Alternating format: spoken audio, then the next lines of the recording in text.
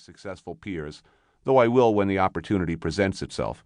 I'm usually the guy they call in as some high-profile operation when the first chef turns out to be a psychopath or a mean megalomaniacal drunk. This book is about street-level cooking and its practitioners. Line cooks are the heroes. I've been hustling a nicely paid living out of this life for a long time, most of it in the heart of Manhattan, the bigs, so I know a few things. I've still got a few moves left in me. Of course, there's every possibility this book could finish me in the business. There will be horror stories.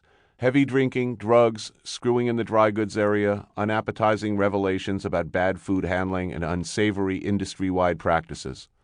Talking about why you probably shouldn't order fish on a Monday, why those who favor well done get the scrapings from the bottom of the barrel, and why seafood frittata is not a wise brunch selection, won't make me any more popular with potential future employers. My naked contempt for vegetarians, sauce on ciders, the lactose intolerant, and the cooking of the Ewok-like Emeril Lagasse is not going to get me my own show on the Food Network. I don't think I'll be going on ski weekends with Andre Soltner anytime soon or getting a back rub from that hunky Bobby Flay. Eric Repair won't be calling me for ideas on tomorrow's fish special. But I'm simply not going to deceive anybody about the life as I've seen it. It's all here. The good, the bad, and the ugly.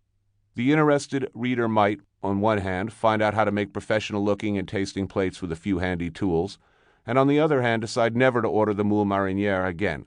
Tant pis, man. For me, the cooking life has been a long love affair, with moments both sublime and ridiculous.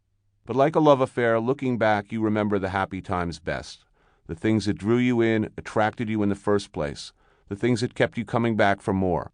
I hope I can give the reader a taste of those things and those times. I've never regretted the unexpected left turn that dropped me in the restaurant business. And I've long believed that good food, good eating is all about risk. Whether we're talking about unpasteurized Stilton, raw oysters, or working for organized crime associates, food, for me, has always been an adventure. Food is good. My first indication that food was something other than a substance one stuffed in one's face when hungry, like filling up at a gas station, came after fourth grade elementary school. It was on a family vacation to Europe, on the Queen Mary, in the cabin class dining room. There's a picture somewhere, my mother in her Jackie O sunglasses, my younger brother and I in our painfully cute cruise wear, boarding the big Cunard ocean liner, all of us excited about our first transatlantic voyage, our first trip to my father's ancestral homeland, France. It was the soup. It was cold. This was something of a discovery for a curious fourth grader whose entire experience of soup to this point had consisted of Campbell's cream of tomato and chicken noodle. I'd eaten in restaurants before, sure, but this was the first food I really noticed. It was the first food I enjoyed and, more important, remembered enjoying. I asked our patient British waiter what this delightfully cool, tasty liquid was. Vichyssoise, came the reply.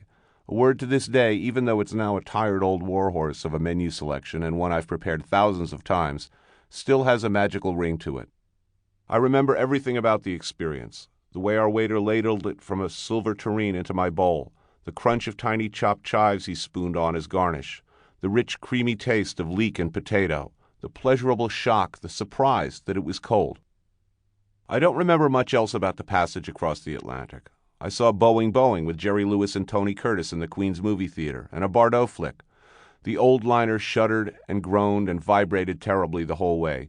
Barnacles on the hull was the official explanation. And from New York to Cherbourg, it was like riding atop a giant lawnmower. My brother and I quickly became bored and spent much of our time in the teen lounge listening to House of the Rising Sun on the jukebox or watching the water slosh around like a contained tidal wave in the below-deck saltwater pool. But that cold soup stayed with me. It resonated, waking me up, making me aware of my tongue, and in some way preparing me for future events. My second pre-epiphany and my long climb to chefdom also came during that first trip to France. After docking, my mother, brother, and I stayed with cousins in the small seaside town of Cabourg, a bleak, chilly resort area in Normandy on the English Channel. The sky was almost always cloudy, the water was inhospitably cold. All the neighborhood kids thought I knew Steve McQueen and John Wayne personally. As an American, it was assumed we were all pals, that we hung out together on the range, riding horses and gunning down miscreants, so I enjoyed a certain celebrity right away. The beaches, while no good for swimming, were studded with old Nazi blockhouses and gun emplacements, many still bearing visible bullet scars and the scorch of flamethrowers, and there were tunnels under the dunes, all very cool for a little kid to explore. My little French friends were, I was astonished to find, allowed to have a cigarette on Sunday.